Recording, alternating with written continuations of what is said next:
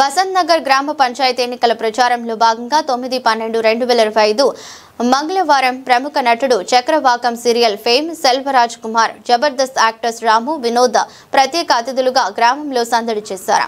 ప్రజలు స్వచ్ఛందంగా భారీ సంఖ్యలో ర్యాలీలో పాల్గొని తమ అభిమానం మద్దతుని తెలిపారు. ఆలయ ఫౌండేషన్ కంటి ఆసుపత్రి వద్ద ప్రారంభమైన ఈ ర్యాలీ గ్రామంలోని ప్రధాన వీధుల గుండా కొనసాగి గుట్ట క్వార్టర్స్ వరకు ఉత్సాహభరిత వాతావరణంలో ముగిసింది. ప్రతి వర్గానికి చెందిన మహిళలు, యువత, వృద్ధులు, కార్మికులు పెద్ద సంఖ్యలో పాల్గొనడం ప్రత్యేక ఆకర్షణగా నిలిచింది. ర్యాలీకి నాయకత్వం వహించిన నటుడు సెల్వరాజ్ కుమార్ మాట్లాడుతూ బసంత్ నగర్ ను ఆదర్శ గ్రామంగా మార్చే స్పష్టమైన విజన్ ఉన్న వ్యక్తి పరికిపండ్ల రామ్. సేవాభావంతో పనిచేసే నాయకులు ప్రజల ఆశీర్వాదం పొందుతారు.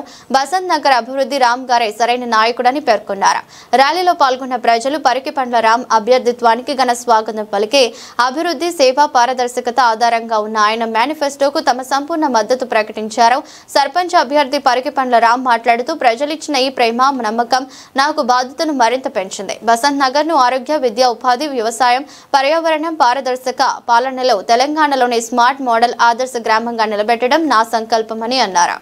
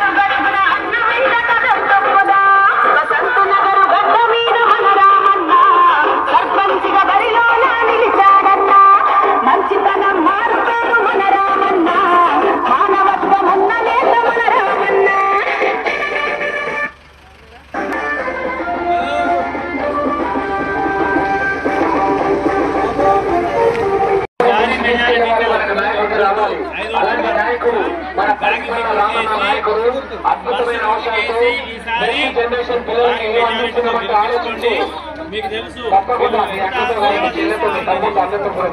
లేకుండానే ఇంత సేవ చేస్తున్నారు. మంచి పదవి వచ్చిందనుకోండి,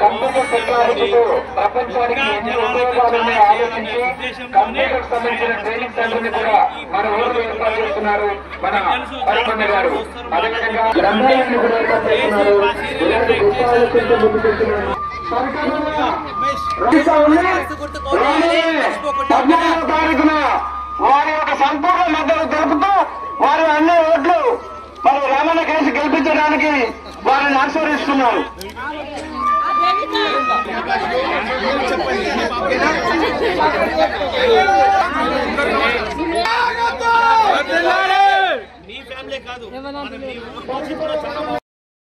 డెవలప్మెంట్ గా అన్ని కూడా నలుగుతాడు అని ఒక మనం తెలుసుకుంటాం. ఓకేనా? చెప్పు, మాట్లాడమని చెప్పు, గమనుకుంటావట చెప్పు, మాట్లాడని చెప్పు. అందరికి సలాం అలైకుం. ఓ బాబీ దగ్గర అప్పుడు ఎట్లున్నాడు, ఇప్పుడు అట్లున్నాడు, ఇంకా 16కి వచ్చేసి వయసు తగ్గడం. వయసే పెరగలేదు, అట్లానే ఉన్నాను ఇంకా. అది మీ అందరికీ తెలుసు. ఈరోజు మన